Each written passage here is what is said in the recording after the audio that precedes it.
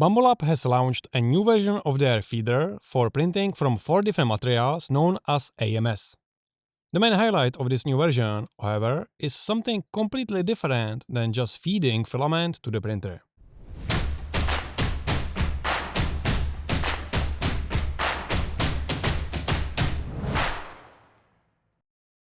The product for this video was lent to me by a good friend of mine for review purposes. Nobody has any influence on the content of the video and nobody pays me for it. If you want to support my work, you can do so by subscribing here on YouTube, on my social media and by sharing my videos. Since I got my hands on a brand new unopened package, we can do the unpacking together. Inside the package is more or less just the AMS unit and a lot of packaging material. There is a quick installation guide taped on the AMS itself. Inside the AMS is a bag containing 4 spare PTFE tubes, 2 bags of desiccant and a 6-pin data cable. The other 2 bags of this desiccant can be found directly in the AMS unit behind this tape. Thanks to the new Bambu permanent magnet synchronous servo motors, filament feeding is up to 60% faster. The higher speed saves us an average of 10 minutes per 100 filament changes, which in most cases you won't even notice unless you print prints with lots of filament changes and taking several days. Compared to the previous version, there is easier access to the PTFE tubes of the individual filament slots. This will make it much easier to remove any stuck or broken filament inside the PTFE tube. The previous version required disassembly of the entire AMS unit, which is no longer necessary with this version. With this version, all servicing can be done without the use of any tools. Well, except for your hands. The same can be said for loosening the PTFE tube that leads from the AMS to the printer. With the old version, you had to push a button inside the AMS to release this PTFE tube. With this version, the button is on the outside of the AMS. In the previous version, it happened that when using abrasive filaments, the input funnels of each slot were getting worn out over time. These are now reinforced with ceramic inlets, which have a hardness of 1200 units according to the Vickers hardness test. For us, this means that they are more or less indestructible no matter what filament we use.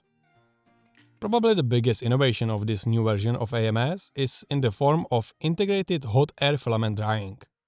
Let's take a look at that in more detail. I tested this AMS with the Bambu Lab X1C, which I bought myself with my own money. Immediately after plugging the AMS into the printer, I got a message asking me to update the firmware, which didn't take a minute. After that, my AMS appeared normally in the printer menu.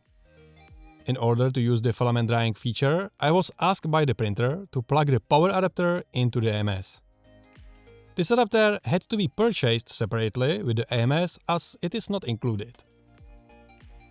After plugging the power adapter into the AMS, the filament drying option appeared on the printer display. In this menu, drying parameters can be selected based on the type of filament we want to dry.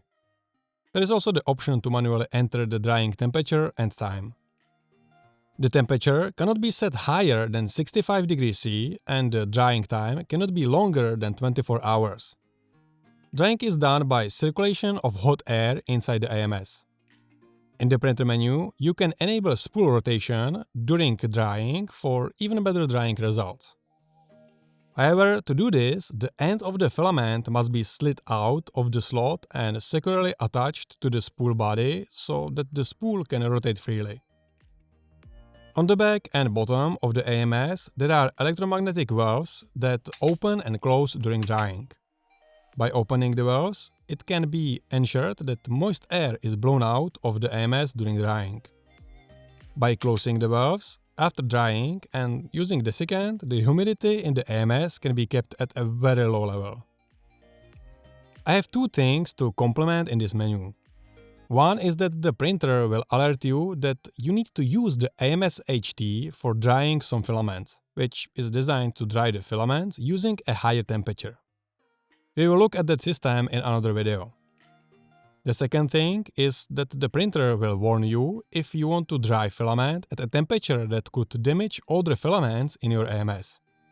For example, like in my case where I wanted to dry nylon, but I also had PLA in my AMS that could soften due to the high temperature. Let's test how efficient this drying really is. For the test, I decided to use an old spool of nylon that has been sitting on my shelf since the last drying. This filament was used to test filament dryers in 2021, and you can find links to those videos here in the upper right corner. Nylon is very sensitive to moisture and soaks up moisture like a sponge. The wet filament releases water vapor when heated, which pushes the filament out of the nozzle. This makes the print fragile and visually very poor quality, as you can actually see in this print. Let's keep this print as a before drying reference for the ability to compare the quality of drying using this AMS. In order to tell how much moisture was removed from this spool of filament, I decided to weight it before drying. I used a Beurer scale to weight it, which I always calibrated before each measurement. Before the first drying, the spool weighed 201.8 grams. I then turned on the drying profile for nylon for 12 hours at 65 degrees C.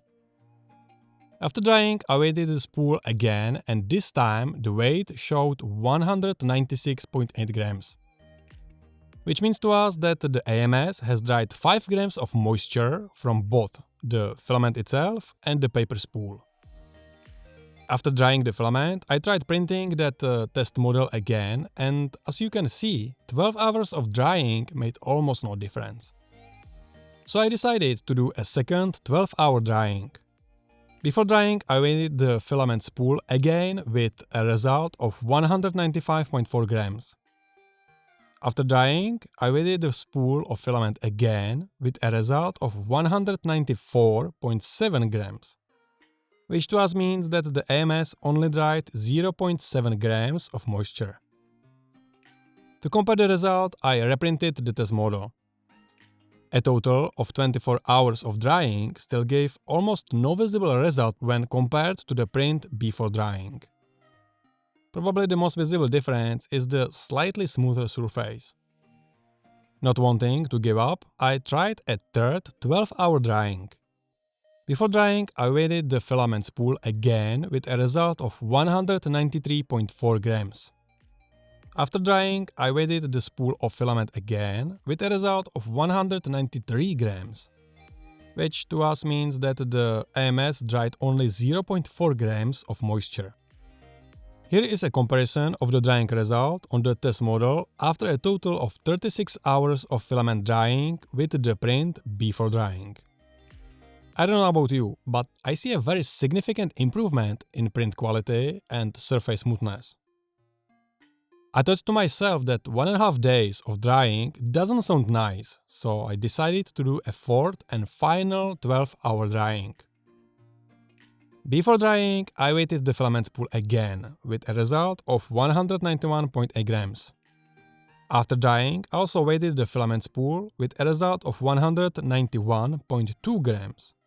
So the AMS only dried 0.6 grams of moisture. Will this actually still have any effect on the print quality? Here is the final comparison of the drying result on the test model after a total of 48 hours of filament drying with the print before drying. There is probably nothing to say here. The print quality and surface smoothness are incomparably better. Here you have all the results side by side. As you can see, the print quality has improved over time. The first and last prints are like day and night. As you could see, the drying of the new AMS version works very well. I deliberately choose nylon since drying this filament is very difficult. However, 48 hours of drying is a very respectable result. We will see how well the AMS HT can dry this filament in another video. Apart from drying, this AMS works like a regular AMS. However, what I don't like is the fact that during drying, this AMS does not work like an AMS. It only works as a filament dryer. so you cannot drive filament and print from the same AMS. You need to use another AMS or an external filament spool to print during drying. But what bothered me more was the fact that drying can only be enabled on the printer display. Drying cannot be activated from the Bambu Handy mobile app or from the Bambu Studio Slicer. It can't even be controlled from the Panda Touch display yet, but that can't be blamed on Bambu Lab. The new AMS is said to be supported by Bambu Lab's A1 and A1 Mini printers as well. At the time of this video, the new AMS was not yet supported by these printers. What to say in conclusion? As a filament feeder, this new version works perfectly and I probably have nothing to add to it. As a filament dryer, it works very well and is absolutely sufficient for materials like PETG or flexible filaments. However, I will wait for the AMS HT.